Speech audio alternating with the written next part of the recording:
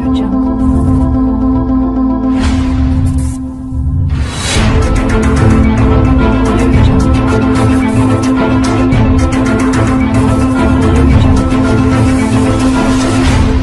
करने वाले हैं अनुपात समानुपात में हम औसत संबंधित प्रश्नों पे। एक औसत संबंधित प्रश्न आते हैं जो अनुपात समानुपात के तरीके से बनाया जाता है। तो वैसे तो अगर हम देखेंगे तो वो औसत के चैप्टर में बनेगा, जो हमारा एवरेज का चैप्टर होगा उसमें भी ये सारे प्रश्न रिपीट हो सकते हैं। तो आज हम पढ़ेंगे हम अनुपात समानुपात के अंदर औसत संबंधित प्रश्न। ठीक है, तो देखिए औसत के बारे में आप लोगों को पता होगा, अगर नहीं पता तो मैं बता देता हूँ औसत क्या होता है, व्हाट इज एवरेज। जैसे कि हम बात करेंगे कि एक विद्यार्थी है, उसका इंग्लिश में 50 नंबर, मैथ में 40 नंबर, जीके में 30 नंबर। ठीक है, तो ये 3 तरह के डाटा दिया गया है। पूछेगा कि इसका सारे विषयों में हमारा एवरेज अंक ज्ञात करिए, एवरेज औसत। तो औसत देखिए क्या होता है, टोटल जितना भी डाटा है, जैसे कितना डाटा 50 प्लस 40 प्लस 30, ये टोटल होगा हमारा, टोटल प्राप्तांक हुआ। कितने इन्होंने मार्क्स ऑब्टेन किए, पूरा हो गया। अब ये नंबर्स कितना है, 1 2 3, 3 से भागा देते हैं।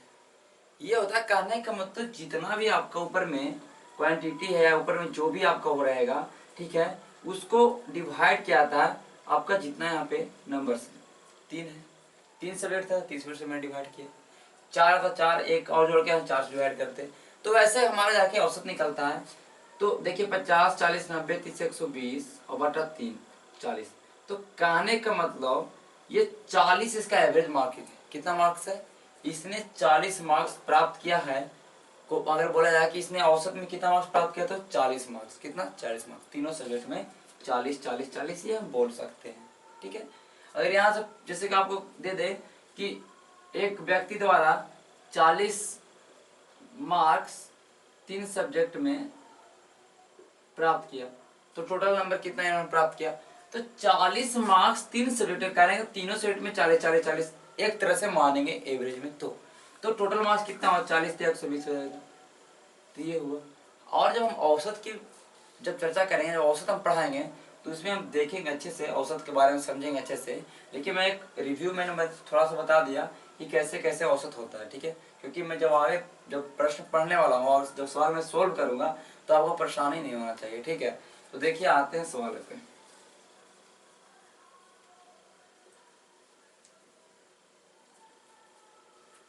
तो देखिए सवाल हमारा आज का है, पहला सवाल है, दो संख्याओं का औसत 62 है। यदि छोटी संख्या में 2 जोड़ दिया जाए तो संख्या का अनुपात 1:2 जाता है। देखिए दो संख्या दिया है, दो संख्या मान लेते ए और बी है, इनका औसत 62 दिया। सर क्या दिया, 62। ये औसत दिया है 62 ना। तो जब औसत दिया रहे, औसत दिया रहे और ये औसत 62 करेंगे तो इसमें 62 नंबर, इसमें 62 नंबर, एक एवरेज पे हो सकता है बी में ज्यादा नंबर हुआ होगा, ए में ज्यादा, लेकिन अगर दोनों का हमने एवरेज निकाला तो 62 62 आया। ठीक है, तो यहाँ से अगर कोई चीज का औसत दिया रहेगा, वहां से उसका कुल निकाले। जैसे कि यहाँ पे क्या है, हम यहाँ पे 62 औसत क्या संख्या का, तो कुल संख्या का अगर योग निकालेंगे, संख्या का कुल योग निकालेंगे, तो यहाँ से क्या होगा, 62 एक में, तो 2 में 62 गुणे 2 कर देंगे 24। ये दोनों संख्याओं का योग 124 हो सकता है, एक में 24 है, एक में 100 है। देखिए दोनों का 124 हुआ, लेकिन औसत जब निकालेंगे तो 2 से भागा करने के बाद यहाँ 62। तो दो संख्याओं का औसत 62 है, तो योग कितना आ जाएगा, 62 गुणे 2। 3 संख्याओं का औसत 62 रहता तो 3 गुणे 62 करते तो योग निकल जाता। तो कोई भी चीज अगर औसत दिया रहेगा और उसमें संख्या भी अगर आपको दिया रहा तो कुल निकालने के लिए आपको उसमें गुना कर दे। औसत में संख्या से गुना करने के बाद, औसत में नंबर से गुना करने के बाद टोटल में, तो आपका टोटल सम निकल जाएगा, योग निकल जाएगा। तो सवाल में देखिए क्या बोला है, हमने योग क्यों निकाला, हमें योग की जरूरत क्यों पड़ी। बोला है कि जो छोटी संख्या, क्या बोला है, बोला है जब छोटी संख्या में 2 जोड़ दिया जाए तो संख्या का अनुपात 1:2 हो जाता है सर। ये 1:2 हो जाता है संख्या। तो यहाँ पे एक ध्यान लगाइए कि 1:2 हो जाता है संख्या। तो यहाँ पे अगर हम योग निकाल लेंगे तो यहाँ पे 2 1 3 योग से तुलना करके कुछ भी निकाल सकते हैं। तो इसलिए हमने योग निकाला। दो संख्याओं का योग कितना है? 124। लेकिन 124 का तुलना आप 3 से नहीं कर सकते। ये कब होता है 1:3? ये अब लिखा हुआ है जब छोटी संख्या में 2 जोड़ देते हैं। देखिए छोटी संख्या तो हमको ज्ञात नहीं है, लेकिन टोटल वैल्यू हमको तो पता है ना कि 124 अभी योग है दोनों का, लेकिन इसमें 2 जोड़ देंगे तो कितना हो जाएगा सर? 126। छोटी में जोड़िए बड़ी में जोड़िए, लेकिन जुटेगा तो टोटल में ही ना। जैसे कि कहने का मतलब ये हुआ कि एक संख्या 50 एक संख्या 53 है, दोनों का योग कितना हुआ सर? 103। बोले कि बड़ी संख्या में 2 जोड़ देते हैं। हमें नहीं पता 50 और 3, लेकिन फिर धीरे 2 जोड़ेंगे इसमें, ये 55 हो जाएगा। अब संख्या का योग कितना हो सर बताइए? तो 50 और 55 105 हो जाएगा। तो यहाँ पे 2 जोड़िए, यहाँ पे 2 जोड़िए, बात तो बराबर है। योग निकालने के लिए तो कुछ भी दिक्कत नहीं होगा। देखिए 126 योग है। अभी योग कितना है सर? 126 है। और अभी का हमारा अनुपात कितना है दोनों संख्या का? 1:2 है। तो 126 बोल रहा है बुक, योग हम बोलेंगे योग कितना है सर? 3। निकालना है क्या आपको? आपको बोला गया इसमें निकालने के लिए, हम सवाल को देख लेते हैं। इसमें निकालने के लिए क्या बोला गया? बोला बताइए संख्याओं का अंतर क्या होगा। संख्याओं का अंतर पूछा है, ठीक है। तो देखिए क्या होगा। पहले हम निकाल लेते हैं दोनों संख्या। देखिए दोनों संख्या निकालना पड़ेगा हमें, ठीक है। अगर दोनों संख्या निकालेंगे तभी तो पता चलेगा ना अंतर। तो यहाँ पूछा है संख्याओं का अंतर क्या है, ठीक है। देखिए तो पहले हम 1 से गुना करेंगे तो पहली संख्या निकल जाएगी। 3 चौके 12, 42 तक 26 होता है, पता होगा। 42 गुना 42, पहली संख्या 42 हो जाएगा सर। मतलब कहने का मतलब 1 यूनिट का वैल्यू 42 है, तो 2 यूनिट का 84 होगा। क्या यहाँ पे 2 से गुना करके निकालिए 84। तो एक संख्या आपका 42 हो गया, एक संख्या आपका 84 हो गया। ये हो गया आपका, निकल गया। लेकिन ध्यान रहिए यहां से अंतर नहीं निकालेंगे, क्योंकि ये 2 जोड़ने के बाद अनुपात है ना सर। तो आप जब गुना किए तो ये 2 जोड़ने के बाद ही आया है ना। और इसमें क्या बोला था? इसमें बोला था कि, बार बार सवाल देखना पड़ रहा है। इसमें बोला था कि छोटी संख्या में 2 जोड़ देना, ठीक है। देखिए यहाँ पे छोटी संख्या कितना है? 42। यहाँ पे छोटी आपका कौन लग रहा है? 42। तो कहने का मतलब 42 2 जोड़ने के बाद आया ना, क्योंकि हम अनुपात निकाले 1:2।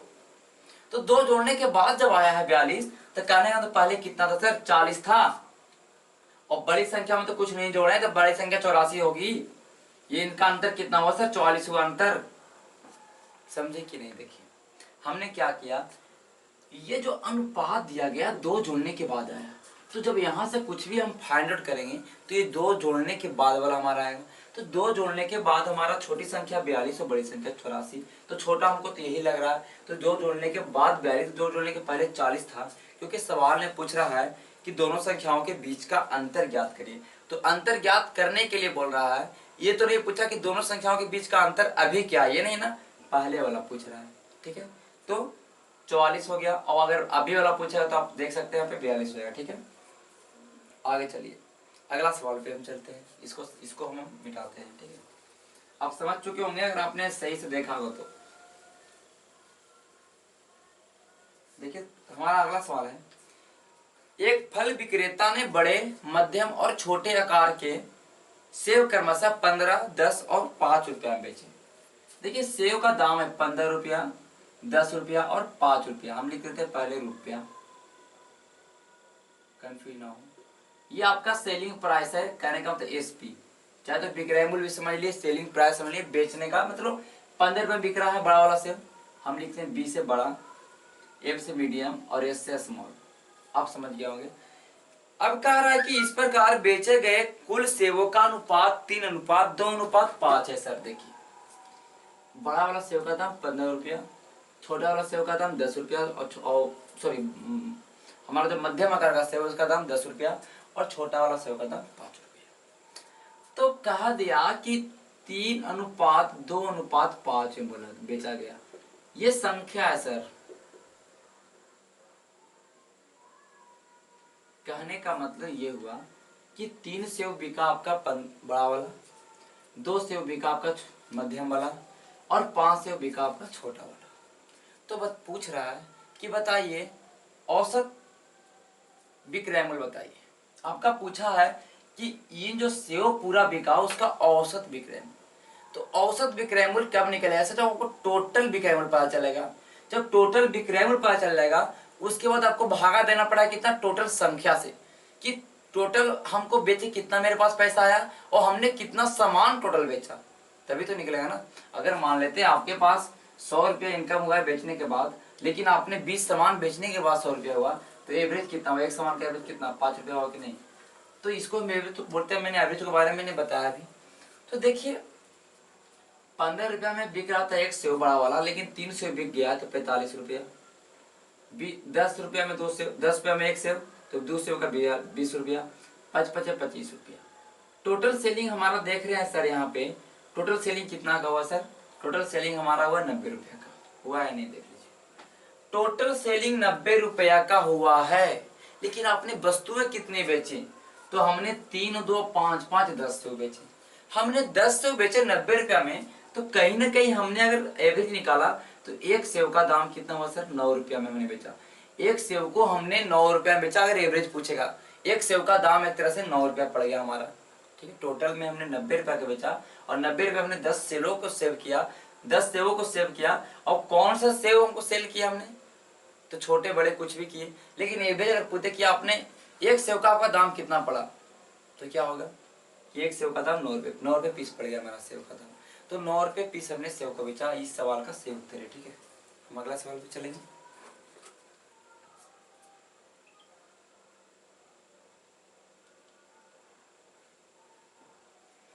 इसको मिटा लेते हैं पहले। देखिए ऐसे जब एवरेज पढ़ाएंगे तो आपको ये अलग तरीके से बताया जाएगा, और ये बहुत ही सिंपल सवाल है, ऐसा कुछ नहीं टफ है।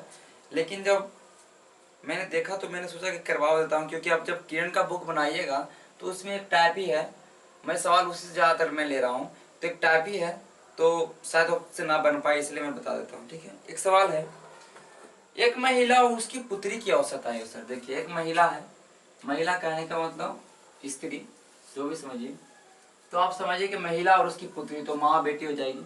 हमने लिखा माँ और बेटी। कह रहा है कि माँ और बेटी की औसत आयु 21 वर्ष है। देखिए औसत आयु 21 वर्ष है। औसत आयु 21 वर्ष है। कितने लोगों का सर? तो 2 लोगों का है। तो कुल आयु कितना हो जाएगा? कैसे गुने 2 कर सकते हैं? कुल आयु 42 साल हो गया। ये दोनों का उम्र अगर हम बात करेंगे तो कितना हो जाएगा सर? 42 साल, ठीक है। सवाल बोल रहा है उनकी आयु का अनुपात क्रमशः 5:1 है। चलिए बहुत इजी सवाल है। उनकी आयु का अनुपात 5:1 है वर्तमान में। देखिए 5:1 है वर्तमान में उनका आयु, और हमने देखा उनकी आयु वर्तमान में कितना है सर? 42 है। तो 42 को क्या आप 6 से कर सकते हैं? 5 एक 6 से भाग आपका निकल जाएगा। यहाँ से आप निकाल लीजिए माँ का और बेटी का, क्योंकि पूछ रहा है कि बताइए 5 वर्ष बाद उनकी आयु का अनुपात क्या होगा। ये आयु वाला भी सवाल आपने बनाया होगा, ठीक है। तो देखिए 6 7 42, 1 यूनिट का वैल्यू 42, तो 7 5 35 हमारा। 1 से गुना करेंगे तो कितना आ जाएगा सर? 7। तो देखिए माँ का उम्र 35 साल और बेटी का उम्र कितना है सर? 7 साल। देखिए 35 7 42 हो रहा है, 42 हो रहा है। अगर दोनों का एवरेज निकालें तो 35 7 42, और बटा में कितना? 2 आदमी तो 2, सब आ गया 21 साल। कह रहा है कि 5 साल बाद इन दोनों के उम्र का अनुपात क्या होगा। 5 साल बाद ये 40 साल की होगी, 5 साल बाद ये 12 साल की होगी। अनुपात निकाल सकते हैं, 3 चौके 12, 10 चौके 40, 10:3। इस सवाल का सही उत्तर है। अगले सवाल पे चलेंगे।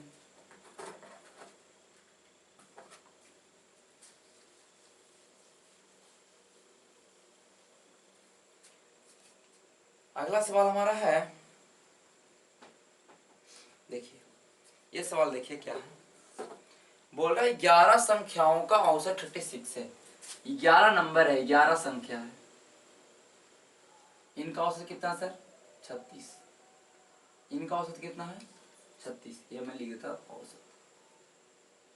फिर आगे बोला है कि शेष दो फिर सॉरी इसमें बोला है कि उनमें 9 संख्याओं का औसत 34 है। देखिए 2 चीज दी आपको। फिर बोला है कि शेष 2 संख्याओं का अनुपात 2:3 है। तो दोनों संख्याओं के सबसे छोटी संख्या कौन है ये पूछा, ठीक है। देखिए सवाल में बोला है कि टोटल संख्या कितना है सर 11, उनका औसत कितना है सर 36। फिर बोला है सवाल में कि उनमें से 9 संख्या का औसत 34 है, 9 संख्या का औसत दे दिया सर। फिर बाकी 2 संख्या है उनको अनुपात में दिया 2:3। तो बताइए एक बात, जब 11 संख्या का अनुपात 36 है तो 11 संख्या का हम अगर निकालेंगे योग, कहने का मतलब टोटल 11 संख्या को जोड़ेंगे तो कितना आएगा 36 गुना 11 आएगा कि नहीं। मैंने क्या बताया योग करने के लिए जो था टोटल संख्या उससे गुना करिए औसत से। 36 गुना 11 हमने किया था आया सर आपका 396, ठीक है। ये 11 संख्याओं का योग 396 आ गया। अब उसमें पहली जो 9 संख्या है उनका योग 34 दे दिया है, ठीक है। तो देखिए 9 संख्या का योग 34 दे दिया है, ये टोटल है। तो क्या 9 संख्या का अगर योग हम घटा देंगे तो जो बाकी की तो 2 संख्या उनका योग निकल जाएगा कि नहीं बताइए। तो 9 संख्या का योग 9 संख्या का औसत 34 है, तो 9 संख्या का योग कितना होगा सर? 9 संख्या का योग कितना होगा? तो देखिए 9 संख्या का योग आपका हो जाएगा 34 गुने 9, होगा कि नहीं। 9 संख्याओं का औसत 34, तो 9 संख्या का योग 34 गुने 9, मैंने ये पहले बता दिया। तो जब 34 गुने 9 करिएगा तो कितना आएगा सर? देख लीजिए आप, 9 चौके 36, हाथ में रहा 3, 9 27 3, 306। देखिए टोटल संख्या का योग 396 है और उसमें से 9 संख्या का योग 306 है, तो बाकी के 2 संख्या कितने होंगे? 396 में 306 घटाएंगे तो बाकी 2 संख्याओं का योग आएगा। तो जो जो बचे 2 संख्या, तो जो 2 संख्या बच गए हैं उनका योग 90 आएगा कि नहीं, ये हमको बताइए। पूरा का योग 396, उसमें जैसे कि कह देंगे कि एक ग्रुप में 11 लोग हैं, 11 लोगों के पास 500 रुपया है। हम बोलेंगे 11 लोगों के पास टोटल 500 रुपीज है और मैं बोलूंगा कि उनमें से 9 लोगों के पास 450 रुपया है सर। तो हम बोल देंगे कि 11 लोगों के पास 500 रुपया, हम तो बोल दिए। जब आपने गिनना स्टार्ट किया तो आपने 9 लोगों का काउंटिंग किया तो पता चला क्या 9 लोगों के पास कितना पैसा मिल चुका आपको? 450। तो आप डेफिनेटली बता सकते हैं कि जो बाकी के 2 लोग हैं उनके पास कितना है? 50 रुपया। अब तो समझ गए होंगे आप। तो यहाँ पे वही चीज मैंने किया है। तो यहाँ पे मैंने किया है क्या कि 11 का दिया है, 9 का भी दिया है, तो हमने 11 से 9 घटाया तो आपको 2 लोगों का सर 2 संख्याओं का योग निकल गया 90। और 2 संख्याओं का सर यहाँ पे अनुपात दिया है 2:3। तो यहाँ पर एक अलग सवाल कि 2 संख्याओं का योग 90 और अनुपात 2:3 है। तो किताब बोल रहा है कि योग 90, हम बोलेंगे योग कितना? 3 2 5। निकालना है सबसे छोटी संख्या तो 2 से गुना कर दीजिए। 18 5 90, 18 दूनी 36। इस सवाल का सही उत्तर है। अब हम अगले सवाल पे चलेंगे।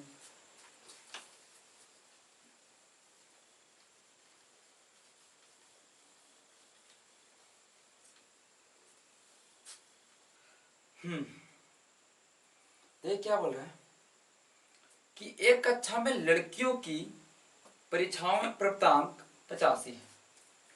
ये लड़कियां हैं, इन्होंने कितना मार्क्स प्राप्त किया? 85। और जो लड़के हैं इन्होंने कितना मार्क्स प्राप्त किया सर? 87। और उनके संख्या का अनुपात 4:5 है, ये ध्यान रखिए। तो आपको सवाल ये पूछ रहा है, ये तो आपका औसत प्राप्तांक है, ये क्या औसत एवरेज जो आपका मार्क्स है ये है एवरेज मार्क्स, और ये संख्या है। तो आपको सवाल में देखिए क्या पूछा, सवाल में बोला है कि बताइए कक्षा का एवरेज मार्क्स क्या है, कक्षा का औसत मार्क्स क्या है। कक्षा में जो भी मार्क्स प्राप्त हुए हैं, टोटल जो मार्क्स प्राप्त है लड़का लड़की मिला के, उसको भागा किससे पढ़ना होगा? लड़का और लड़की का संख्या से तभी तो पता चलेगा औसत। औसत क्या होता है, जो भी आपका टोटल है उसका भागा पड़ेगा जितने नंबर से, जितने संख्याएं हैं कोई चीज का। मैंने पहले बता चुका हूँ। तो बताया है कि लड़कियां ने 85 अंक औसत प्राप्तांक प्राप्त की और लड़कियों की संख्या कितना है सर, 4। कहने का मतलब 4 लड़कियों ने 85 नंबर प्राप्त किया, 4 लड़कियों का औसत प्राप्तांक 85 है, तो टोटल कितना होगा सर। ऐसे टोटल निकालेंगे तो 85 गुने 4 कर सकते हैं नहीं, बताइए। 5 चौके 20, 8 चौके 32, 340। 340 नंबर प्राप्त किए लड़कियों ने, 4 लड़कियों ने मिला के, तब तो यहाँ पे औसत 85 आया था। अब लड़कों का औसत प्राप्तांक 87 है सर, और 5 लड़कों ने प्राप्त किया है। 5 लड़कों का औसत निकाला गया, 87 आया, तो 5 लड़कों का कुल कितना होगा, 87 गुने 5 कर देंगे तो 435 हो जाएगा। होगा कि नहीं ये बताइए। 8 पे 40 और 7 पचे 35, 435। ये हो गया टोटल मार्क्स। हमने देखा लड़का और लड़कियां मिला के टोटल प्राप्त किया है 875 मार्क्स, सॉरी 775 मार्क्स। ये टोटल लड़के और लड़कियों ने, मतलब पूरे क्लास का अगर मार्क्स जोड़ा गया तो 775 आ गए। ये पूरे क्लास का मार्क्स है, लड़की लड़की का मिला के टोटल जोड़ा गया। कोई 30 नंबर, कोई 40 नंबर, जो भी होगा।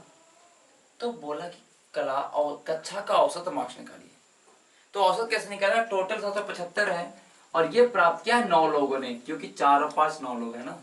यहां से आपका निकल जाएगा अनुपात 9 8 72, 5 और 5, तो 9 9 7 9 6 54, एक बच गया, एक सुना, 9 एकम 9, 9 एकम 9, मतलब 86.1 आपका आ जाएगा। ठीक है, तो 86.10 ये औसत प्राप्तांक हुआ कक्षा का लड़कों और लड़कियों का मिला के, और यही पूछ रहा आपका 86.10।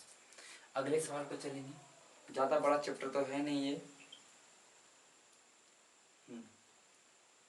देखिए, तो सवाल टोटली आपका औसत का ये सवाल है, लेकिन फिर इसको औसत ही बताएंगे।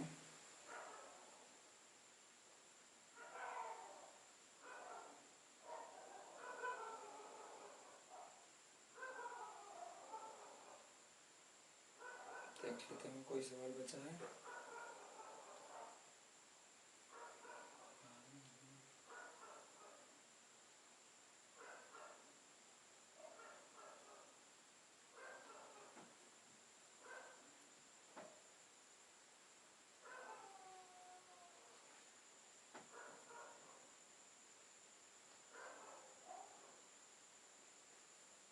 देखिए, सवाल में बोला है, थोड़ा अलग डिफरेंट सवाल है, आप ध्यान से समझिएगा इस सवाल को। इस सवाल को समझने के बाद आपका बहुत सारा कंसेप्ट क्लियर होगा। आपका औसत का भी कंसेप्ट क्लियर होगा, जब आप औसत पढ़ेंगे तो आपको थोड़ा इजी भी लगेगा। तो सवाल में बोला है सर, एक महाविद्यालय की 132 विद्यार्थियों के अंक का औसत 40 है। टोटल कॉलेज में कितने छात्र है, 132 छात्र छात्राएं दोनों हो जाएंगे, ठीक है, स्टूडेंट।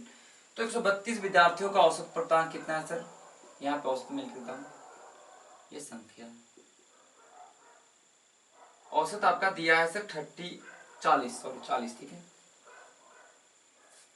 कह रहा है यदि उत्तीर्ण विद्यार्थियों का अंकों का औसत 42 है, कहने का मतलब जो पास विद्यार्थी हैं उनका औसत अंक कितना है सर, 42, और जो फेल्ड हुए हैं उनका औसत अंक कितना है सर, उनका औसत अंक 20 है। तो पूछ रहा है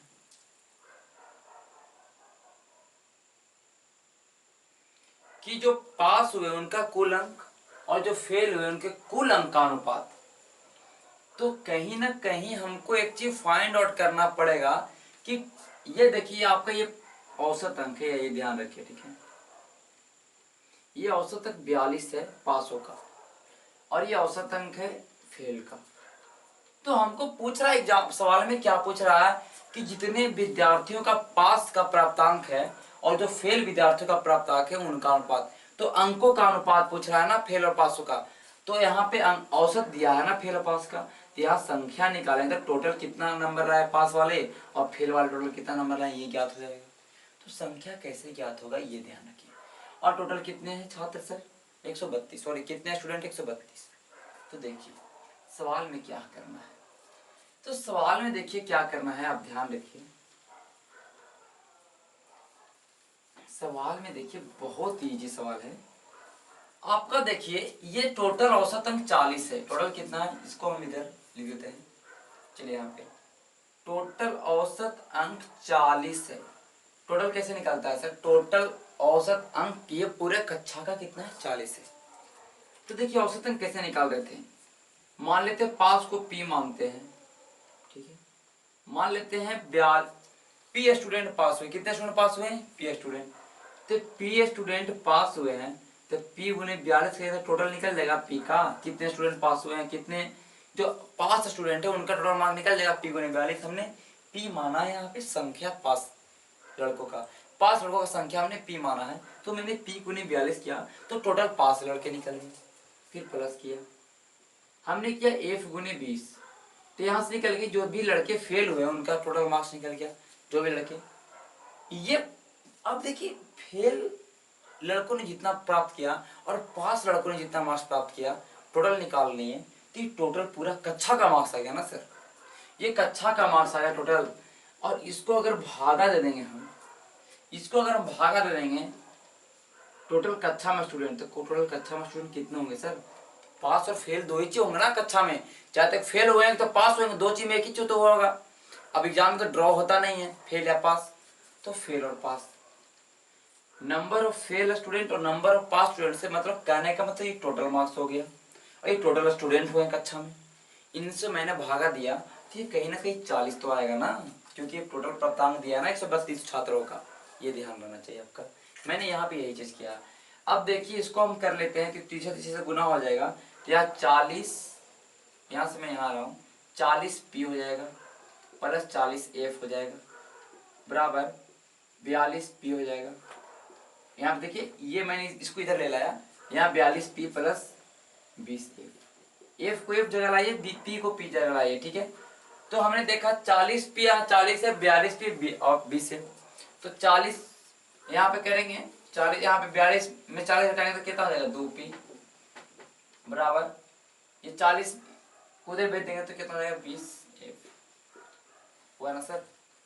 देखिए यहाँ पे 40 एफ में 20 एफ मैंने घटाया तो 20 एफ आया, ठीक है। तो पी और एफ का अगर यहाँ पर अनुपात आपको ज्ञात करने के कहेगा, क्योंकि ये पी हमने क्या माना है? पी हमने माना है नंबर ऑफ पास स्टूडेंट, कितने स्टूडेंट ने पास किया, और एफ हमने माना है नंबर ऑफ फेल स्टूडेंट। तो यहां से अगर पी और एफ निकालेंगे तो पता चल रहा है कितने लोग पास हुए हैं और कितने लोग फेल हुए हैं, क्योंकि आपका सवाल पूछ रहा है कि जो पास हुए हैं उनका मार्क्स और जो फेल हुए उनके मार्क्स, कुल मार्क्स का अनुपात ज्ञात करिए। तो पेस तो हमने निकालना है पास और फेल का अनुपात। तो अगर पास और फेल जब ऐसे आता था, अगर पी को ढकेंगे तो एफ निकल हमारा, अगर जिसको निकालना उसको ढकते तो पी को ढक रहे हैं तो पी निकल जाएगा, पी हमारा 20 हो जाएगा। तो यहाँ पे पहले काटेंगे 2 जाएंगे 20, पहले यहाँ काट लीजिए इजी हो जाएगा। तो यहाँ पे पी बाउंड बचा, यहाँ पे 10 एफ बचा, तो हमने पी को ढका तो 10 हमारा पी और 10 आ गया, और हमने एफ को ढका तो एफ कितना है सर? यहाँ पे 1 है ना, 1 हो गया। तो टोटल हमारा 10:1 में है फेल और पास स्टूडेंट। और ले तो ये फेल और पास स्टूडेंट 10:1 में टोटल स्टूडेंट कितना होगा सर? यहाँ पर से टोटल स्टूडेंट 132 दिया है ना, टोटल स्टूडेंट 132 दिया है, और हमारा टोटल स्टूडेंट कितना है? 10 की 11, क्योंकि टोटल स्टूडेंट तो फेल और पास से निकलेगा। टोटल स्टूडेंट हमारा क्वेश्चन में 132 दे चुका है, और हमारा टोटल स्टूडेंट कितना? 10 की 11। यहाँ से निकाल लीजिए कितने फेल और कितने पास। 11 से 12, 11 है 132, तो 120 लोग हमारा क्या हो गए? पास हो गए, और 12 लोग क्या हो गए? फेल। बहुत ही रफ हो गया, कोई दिक्कत नहीं है, समझिए आप यहाँ मैं लिख देता हूँ ये, ठीक है। तो देखिए टोटल 120 स्टूडेंट पास और 12 स्टूडेंट फेल है सर, है ना, ये संख्या है। और पास ने कितना मार्क्स लाया? 42 मार्क्स, और फेल ने कितना मार्क्स लाया? 20 मार्क्स। तो यहाँ टोटल मार्क्स निकल जाएगा, यही तो अनुपात पूछ रहा है ना। तो टोटल पास अगर लड़कों का अगर अनुपात गुना करेंगे तो टोटल पास हमारे लड़के कितना आएंगे? 42 गुने 12, 42 420, और हमारा हो गया 84, 420 और 84 हमारा हो जाएगा 504। 50 और 40 नंबर लाए हैं पास वाला स्टूडेंट, ठीक है। फेल वाला नंबर लाए हैं 240। यही अनुपात निकालना था सर। हमने 0 से 0 खत्म किया, ये 12 हो गया, ठीक है। 12 दूनी 24, यहाँ हो गया हमारा 252 दूनी 504। ये कट जाएगा सर 12 दूनी 24, 12 का 12, कैसे अनुपात 1 हमारा ये सवाल का सही उत्तर है। तो इस सवाल को आप रोक के देखिएगा और थोड़ा 2 बार देखिएगा, समझिएगा ध्यान से यहाँ पे क्या क्या चीज का अप्लाई हुआ। यहाँ पे पहला बात, यहाँ पे औसत का अप्लाई यहाँ पे हुआ, सॉरी औसत बोले मैं, यहाँ पे अनुपात का अप्लाई हुआ। फिर यहाँ पर आपका औसत और कुल संख्या का मतलब गुना करने का अनुपात में ज्ञात किया गया। यहाँ भी औसत का खेल है। तो यहाँ पे कहीं ना कहीं 3-4 तरह का चीजें इसमें देखे दिया गया है। तो हमने जितना भी सवाल था अनुपात का जो औसत से बन सकता था मैंने किया। और जब आप अगर आपको उतना अच्छा नहीं समझ आता तो कोई परेशान होने की बात नहीं है। जब मैं एवरेज पढ़ाऊंगा तो आपको अच्छे से पूरा समझ आएगा। ऐसे भी एक तरह से एवरेज का ही सवाल है, लेकिन अनुपात में दिया हुआ था इसलिए मैंने बता दिया। क्योंकि अब जब सवाल बनाइएगा, बुक बनाइएगा, तो सवाल कहीं अगर आ जाए तो आप फंसिए नहीं, ठीक है। तो आज के लिए इतना ही। धन्यवाद। चैनल को सब्सक्राइब करिए और शेयर करिए। Thank you.